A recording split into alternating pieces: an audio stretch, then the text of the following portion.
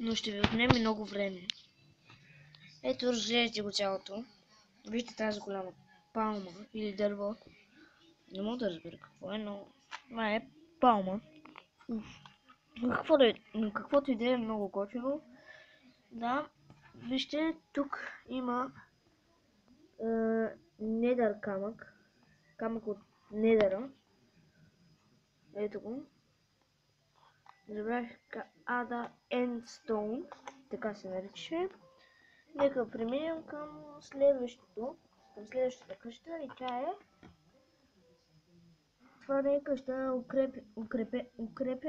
укрепена стена. Ето материалите за строежи. Ето го, да. Камена плоча ще прави от 3 стоун блока, от 3 глади камъна. И ето го. Първата стъпка е да го оградим. Втората стъпка е да издигнем нагоре и да го направим като замък с тези отгоре, тези неща нагоре, или да сложим дърво. Четвъртата стъпка е да сложим ето този камък, едно купче напред. Третата стъпка, четвъртата е да го направим като опорни камъни отстрани, като опорни стени и отстрани да сложим стълбички.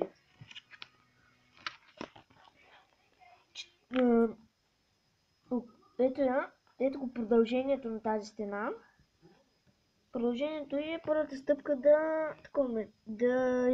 да оградим един кръг. Втората стъпка е да го издигнем нагоре.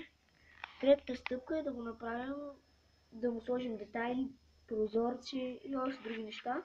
А четвъртата стъпка е да сложим, да си направим нещо като камина. Не камина. Тук има, ето ги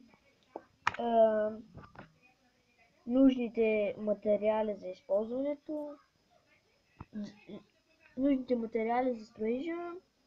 Ето ги, както виждате, това е блок от ада. Той е нужен за огъня, за да гори вечно. Добре, тук има съвет. Ето го, вижте го. Съвет. Ако си много творчески настроен, защо да не измислиш семейен кланов щит за стена на твоя замък? Цветните блокчета боядисана вълна са идеални за целта, тъй като с тях щитът ти ще изпъква на фона на камъните. Тук има... Знаеш ли, че камъкът от ада е ефективен на кълденения камък в ада?